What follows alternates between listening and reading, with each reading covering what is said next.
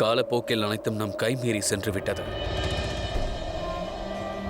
ஒருபுறம் மக்களும் மகிழ்ச்சியாக இல்லை, மறுபுறம் எனக்கு நெருக்கமானவர்கள் என்னை விலகி சென்று விட்டார்கள்.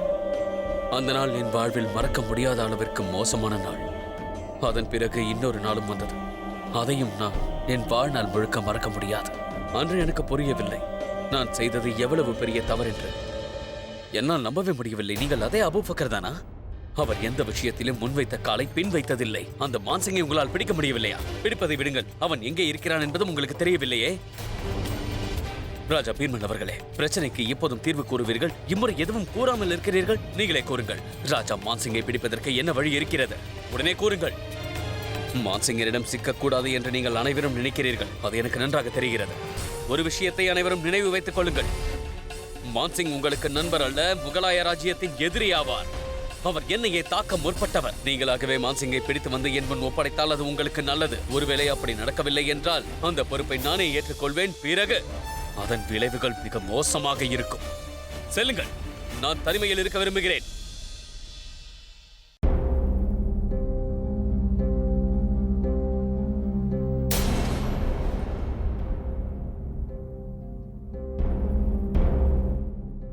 வணக்கம் ராஜமாதா அவர்களே.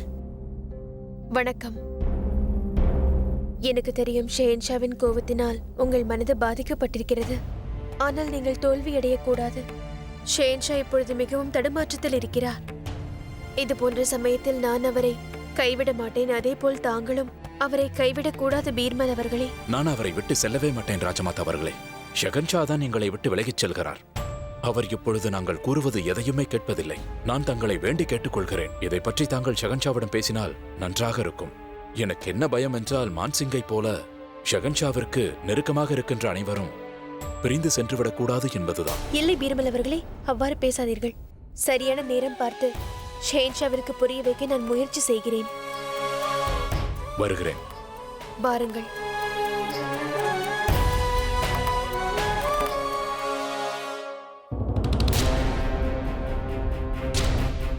நான் கூறியது கேட்கவில்லையா? என்னை தனிமையில் இருக்க விடுங்கள். இடையூறுக்கு மன்னிக்க வேண்டும் உசூர். உசூர், என்னிடம் ஒரு செய்தி இருக்கின்றது. அதை கேட்டால் தாங்கள் நிச்சயம் ஆனந்தம் அடைவீர்கள். தங்களுக்கு சற்று நிம்மதியும் கிடைக்கும்.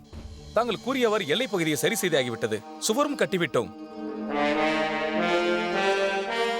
மிகவும் நல்ல செய்தி. அதை நானே நேரில் வந்து பார்க்கிறேன். வணக்கம் ஷெஹன்ஷா. ஷெஹன்ஷா, நானும் அதை பார்க்க விரும்புகிறேன். உங்களோடு வர விரும்புகிறேன். ஷா மன்சூர் அவர்களே, ஷெஹன்ஷாவோடு சேர்த்து நானும் அங்கு வருவதற்கு ஏற்பாடு செய்யுங்கள். தங்களது கட்டளைப்படியே ராஜமாதா அவர்களே. நீங்களும் என்னோடு வருவது எனக்கு மகிழ்ச்சிதான்.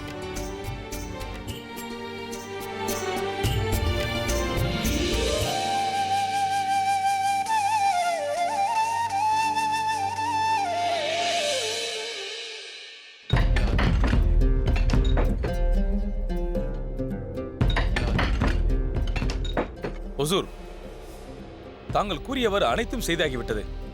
இங்கு நாங்கள் சுவர் கூட எழுப்பிவிட்டோம். நீங்கள் கூறிய நேரத்திற்குள் வேலை முடிந்துவிடும்.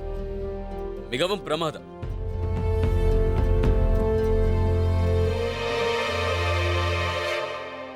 இந்த கோட்டை முடிவுறாது, நிச்சயமாக முடிவுறாது. அனைத்துமே சுக்குநூறாக நொறுங்கிவிடும், அடியோடு அழித்துவிடும். குதா தங்களுக்கு நல்லறிவை புகட்ட வேண்டும். அவர் உங்களுக்கு நல்வழியை காட்டினார், நீங்களோ உதாசீனப்படுத்தி விட்டீர்கள். நீங்களே உங்கள் மக்களை கொடுமைப்படுத்துகிறீர்கள். நீங்கள் உங்கள் மக்களை கைவிட்டு விட்டீர்கள். இந்த கோட்டை முடிவுற போவதில்லை ஷெஹன்ஷா. முடிவடையாது. அவனை விடுங்கள். நான் அவனிடம் பேச வேண்டும். என்ன விஷயம் கூறு. இது சரியல்ல. இது குதாவிற்கு எதிரான செயல். இந்த மண்ணு கல்லறை தோட்டமாக மாறிவிடும். யார் இவர்? ஏதோ பைத்தியம் போல் தெரிகிறது ராஜமாதா. அவன் உளறுவதை கேட்டு தாங்கள் குழப்பமடைய வேண்டாம். எது எப்படியோ அவனுக்கு நாணயங்களை அளித்து இங்கிருந்து வெளியே செல்ல சொல். சரி, இந்தா.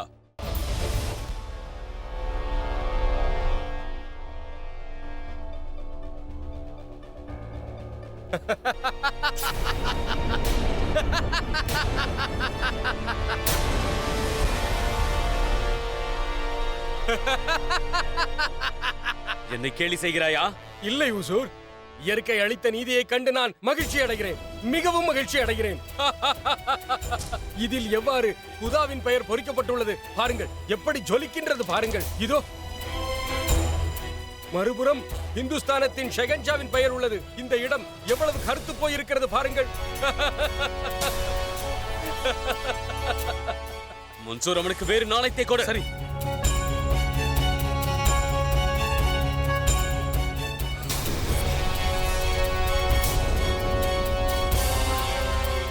வேறு நாணயத்தை காட்டு.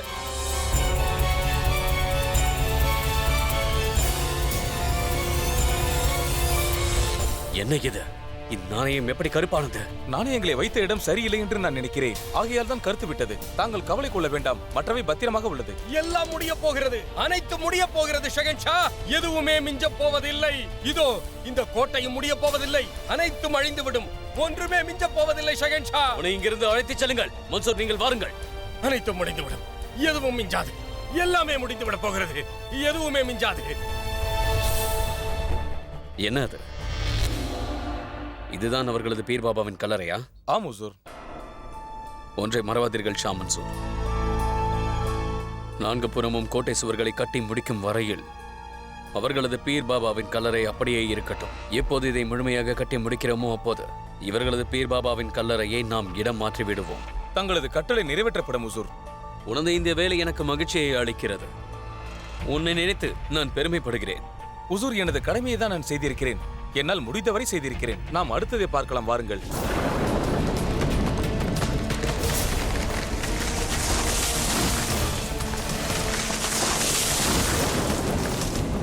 என்னை விடுங்கள், ஜோதா பேகத்தை காப்பாற்றுங்கள்.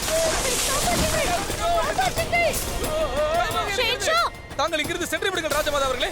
இந்த சுவர் எப்படி இடிந்து விழுந்தது? இந்த கட்டிடத்தின் பொறுப்பாளர் யார்? ஹுசூர், இதில் என்னுடைய தவறு ஒன்றுமில்லை ஹுசூர். நாங்கள் நன்றாகத்தான் சுவரை எழுப்பியிருந்தோம். எது எப்படியோ அது கீழே விழுந்து விட்டதல்லவா? ஷா மன்சூர், கூறுங்கள் ஹுசூர்.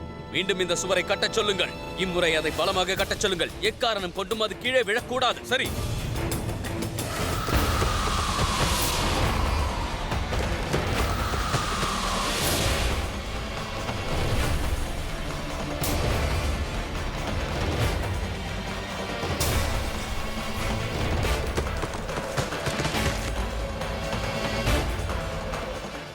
ஜோதா பேகம், நீங்கள் இங்கே இருந்தால் பயந்து விடுவீர்கள். என்னோடு வாருங்கள். என்னவாயிற்று ஜோதா பேகம்? ஷென்ஷா, அங்கு பாருங்கள். இந்த பூச்சியை தான் நான் கனவில் பார்த்தேன். அங்கு பாருங்கள்.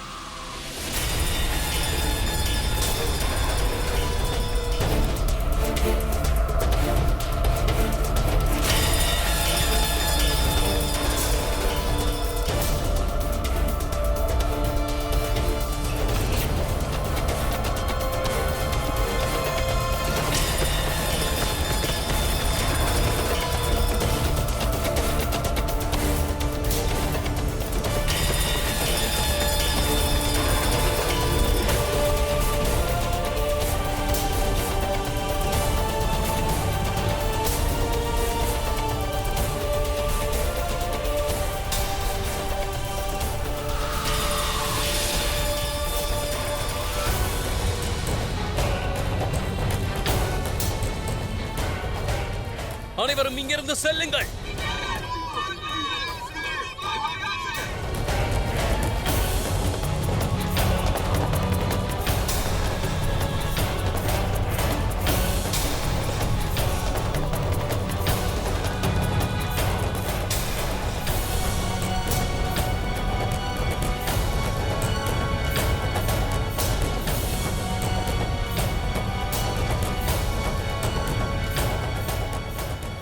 சென்று விடுங்கள், அனைவரும் சென்று விடுங்கள்.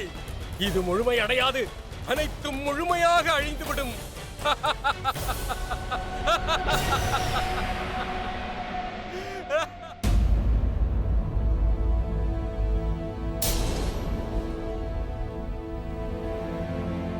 நீங்கள் சிகிச்சை அளியுங்கள்.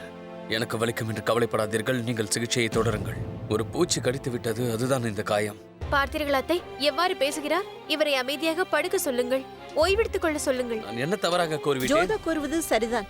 பேசாமல் நீ படுத்து உறங்கு. வைத்தியர் அவர்களே, என்னவாயிற்று? ஏன் இவ்வளவு யோசிக்கின்றீர்கள்? என்னவென்று கூறுவது? இது கடுமையான விஷம். இது எந்த மாதிரியான காயம்? எப்படிப்பட்ட மருந்து கொடுக்க வேண்டும்?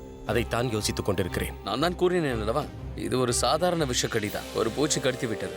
தாங்கள் மருந்து கொடுங்க. எந்த மாதிரியான பூச்சியை ராஜமாதா கனவு கண்டதாக கூறினார்களோ அப்படி ஒரு பூச்சியை நான் கண்டதும் இல்லை, கேள்விப்பட்டதும் இல்லை. அதன் விஷத்தை முறிக்கும் மருந்தும் என்னிடம் இல்லை.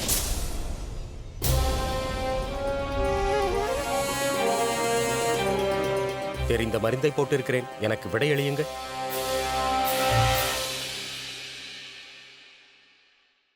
இரவு வெகு நேரமாகிவிட்டது. ஜோதா, நீ சென்று சற்று ஓய்வெடுத்துக்கொள்.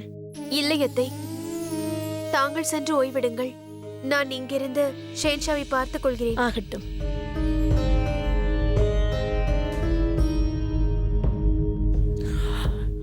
இப்படி என் அருகில் வாருங்கள். இங்கு பாருங்கள், என்னை ஒரு சிறிய பூச்சி தான் கடித்தது. அது எந்த பாதிப்பையும் ஏற்படுத்தாது. நீங்கள் அதை நினைத்து கவலைப்படாதீர்கள். நீங்கள் அதை நினைத்து மிகவும் பதட்டமாக இருக்கிறீர்கள். நான் உங்களிடம் எவ்வாறு கூறுவது ஷேன்ஷா? நான் கனவில் கண்ட பூச்சிதான் உங்களை கடித்திருக்கின்றது. இப்பொழுது இதை நான் கூறினாலும் நீங்கள் ஏற்றுக்கொள்ள மாட்டீர்கள். என்னாலும் புரிய வைக்க முடியாது. ஹுசூர், யமுனை நதிக்கரையில் ஏற்பட்ட விரிசல்களை நாங்கள் சரி செய்து விட்டோம். 300 பேரை மீட்டு முகாமில் தங்க வைத்திருக்கிறோம். பழைய தர்கா இருக்கும் பகுதியில் ஒவ்வொரு வீட்டிற்கும் உணவும் மருந்தும் அனுப்பியாகிவிட்டது. ஷைத்தான்புரத்தில் நிவாரண பணிகள் நடக்கின்றன. சகோதரரே, ஷாய் கஜானாவிலிருந்து அனைத்து பணத்தையும் நாம் செலவு செய்து விட்டோம். அடுத்த கட்டத்திற்கு தேவையான பொருளை நாம் உடனே ஈட்ட வேண்டும்.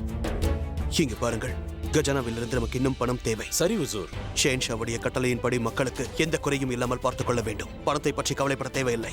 அது மட்டுமல்ல, எந்த ஒரு பிரஜைக்கும் எந்த ஒரு கஷ்டமும் நாம் வரவிடக்கூடாது. புரிந்ததா? அது மட்டுமல்ல, யாருடைய வீடெல்லாம் இடிந்ததோ அவர்களுக்கெல்லாம் புது வீட்டை கட்டி கொடுக்க வேண்டிய பொறுப்பு உன்னுடையது தானியல். சரி. ஹைதர் மற்றும் முராத் யார் யார் எந்தெந்த வகையில் பாதிக்கப்பட்டுள்ளார்கள் என்ற விவரத்தை எனக்கு விளக்கமாக எழுதி கொடுங்கள். ஆகட்டும் அண்ணா. நிச்சயமாக.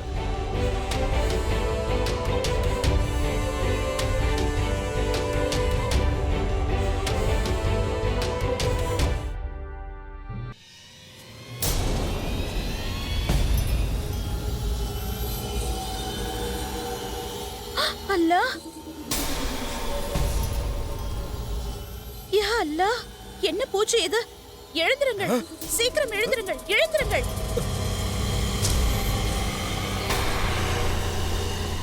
யா குதா, இந்த பூச்சிகள் எல்லாம் எங்கிருந்து வருகிறது? வித்தியாசமாக உள்ளது. இவை நம்மை விடாது போல இருக்கிறதே. உசூர் அவர்களே, குஜராத்திற்கும் பெங்காலிற்கும் நாம் அனுப்பி வைத்த படை மிகவும் சிக்கலில் இருக்கிறது. யுத்தத்தில் தோற்று விடுவார்களாம். நாங்கள் என்ன செய்வதென்று கட்டளையிடுங்கள்.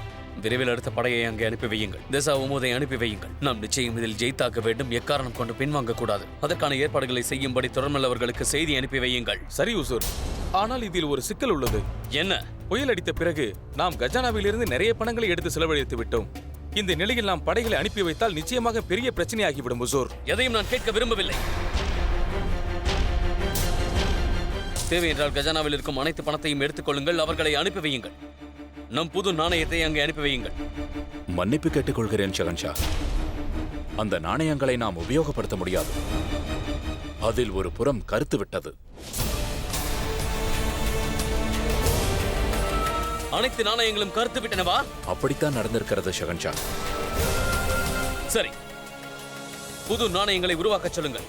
ஹுசூர், புயலில் நாணயம் செய்யும் இடமே அழிந்து விட்டது. இனி புது நாணயத்தை உருவாக்க வேண்டும் என்றால் குறைந்தபட்சம் 15 நாட்கள் ஆகும். அதற்கெல்லாம் அவசியம் இல்லை. எந்த நாணயத்தை நான் வெளியிட்டேனோ அதே நாணயத்தை மீண்டும் செய்ய சொல்லுங்கள். ஒரு புறம் குதாவின் பெயர் இருக்க வேண்டும், மறுபுறம் என் பெயர் இருக்க வேண்டும். ஷேகு பாபா, நிவாரண வேலைகள் எல்லாம் எப்படி போய் கொண்டிருக்கிறது? தேவையான உதவிகளை செய்து கொண்டுதான் இருக்கிறோம். தேவை என்றால் கஜானாவில் இருக்கும் அனைத்து பணத்தையும் எடுத்துக் கொள்ளுங்கள். மக்கள் அத்தனை பேருக்கும் வீடு, உணவு, உடைக்கான ஏற்பாடுகளை செய்யுங்கள். யாருக்கும் எந்த குறையும் இருக்கக்கூடாது. அனைவருக்கும் தேவையான ஏற்பாடுகளை செய்யுங்கள். சித்தம் ஹுசூர்.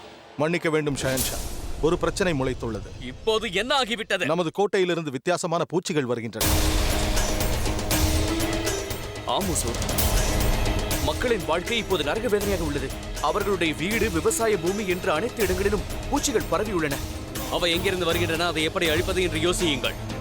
விரைவிலேயே இந்த பிரச்சனைக்கு ஒரு முடிவு கட்ட வேண்டும். அத்தை, ஜோதா வேண்டாம். எதற்காக என்னை தடுக்கின்றீர்கள் அத்தை? நான் ஷெஹன்ஷாவிடம் கூற நினைப்பது என்னுடைய கனவு தவறில்லை என்று. வரப்போகும் ஆபத்தின் அறிகுறிதான் அது. ஜோதா, இப்பொழுது ஷஹன்ஷா மிகவும் கவலையில் இருக்கிறார். அவருக்கு புரிய வைப்பதற்கு வேறு வழியைத்தான் யோசிக்க வேண்டும்.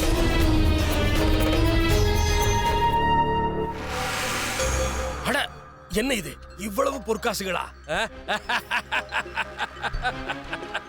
எவ்வளவு பொற்காசுகள்? ஆஹா! புயலால் பாதிக்கப்பட்ட வீடுகளுக்கு உதவித்தொகையாக வந்த பொற்காசுகள். வனத்தில் உள்ள மரங்களை எவர் எண்ணுவார்கள் ஆய்தர்? உன்னிடம் இருக்கும் பொற்காசுகளை பெரும்பகுதியை நீயே வைத்துக்கொள். இந்த மக்களுக்கு எவ்வளவு கொடுத்தாய் என்று யாரால் கேட்க முடியும் உன்னை? பறந்து விரிந்திருக்கும் கடலில் இருந்து ஒரு சொம்பு தண்ணீர் எடுத்தால் அதற்கு என்ன குறை வந்துவிடும் கூறு? அதை யாராலும் கண்டுபிடிக்கவும் முடியாது. சைத்தான்புரம் போன்ற ஒரு இடத்திற்காக ஏன் இவ்வளவு செலவு செய்ய வேண்டும்? இல்லை மாமா அவர்களே, இல்லை. எனக்கு பணத்தின் மீது நாட்டம் இல்லை. இந்த சொத்துக்களால் தானே பேராசை பிடித்தவன் என்று என் தந்தையின் மீது பழி விழுந்தது. அந்த தவறை நான் செய்ய விரும்பவில்லை. எனது லட்சியமே வேறு. அந்த லட்சியத்தை அடைய பொறுமையாக காத்திருக்க வேண்டியது முக்கியம். அதற்கு பணம் தேவையில்லை. சபாஷ் சபாஷ் ஹைதர். எனக்கு எந்தவித சந்தேகமும் இல்லை, உனது லட்சியத்தை நீ அடைந்து விடுவாய். ஹைதர், உனது புத்தி சாதுரியம் இப்போது என்னிடமும் கூட இல்லை. எப்படி இருக்கும் மாமா அவர்களே, எப்படி இருக்கும்? நான் அனுபவித்த வேதனைகளை நீங்கள் அனுபவிக்கவில்லையே. ஜலாலுதீன் அக்பர் எனது வாழ்க்கையை நரகமாக்கிவிட்டார். அதனால்தான் எனக்கு இருக்கும் பொறுமையோ மனதில் எரியும் பழி என்ற தீயோ உங்களுக்கில்லை. கூறுங்கள் உசூர். பொற்காசுகளை எடுத்துச் சென்று தேவையான இடத்தில் கொடுங்கள். சிலவற்றை உங்களிடத்தில் வைத்துக் கொள்ளுங்கள். யாருக்கும் சந்தேகம் வரக்கூடாது. சரி உசூர். இரு, நினைவிருக்கட்டும். சைத்தான்புரத்திற்காக ஒரு நயா பைசாவை கூட செலவிடக்கூடாது. புரிந்ததா? எடுத்துச் செல்லுங்கள்.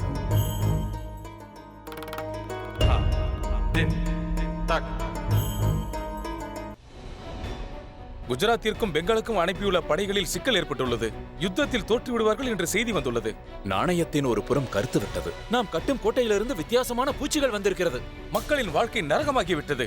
மக்களின் வீடு, விவசாய நிலம் மற்றும் அனைத்து இடங்களிலும் அந்த பூச்சி பரவி விட்டது. மக்கள் மிகவும் வேதனைப்படுகிறார்கள்.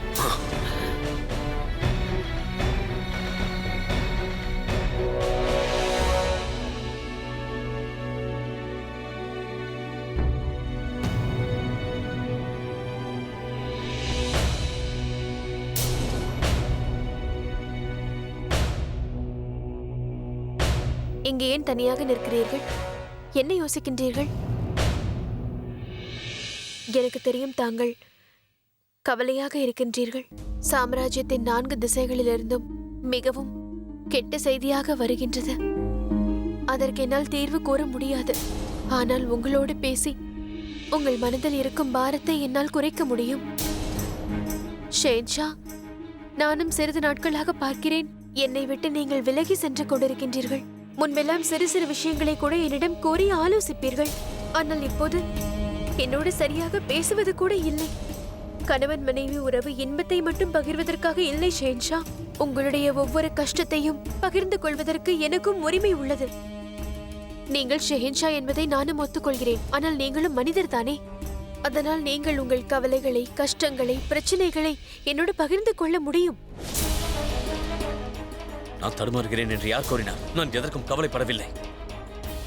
இந்துஸ்தான் முழுவதும் என் கட்டளையில் தான் இருக்கிறது. எந்த கவலையும் இல்லை. ஷேன்ஷா, நீங்கள் இந்துஸ்தானையே வென்றிருக்கலாம். ஆனால் இயற்கையையும் நீதியையும் வெல்வதென்பது... போதும், நிறுத்துங்கள்.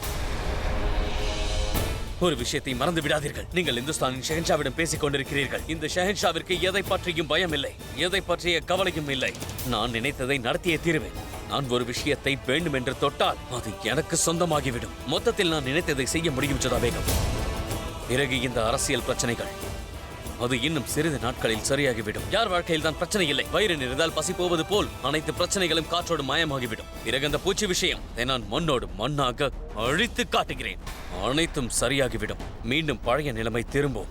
ஒன்றை மறந்து விடாதீர்கள், நான் என் மக்களுக்கு குதாவை போல் அந்த குதா மக்களின் குறையை தீர்த்து விடுவார். அனைத்தையும் நான் சரி செய்து விடுவேன். கடவுளே, சரியான நேரத்தில் ஷெஹன்ஷாவின் கண்களை திறவுங்கள். காலம் கடந்த ஞானம் கிடைப்பதில் ஒரு பிரயோஜனமும் இல்லை.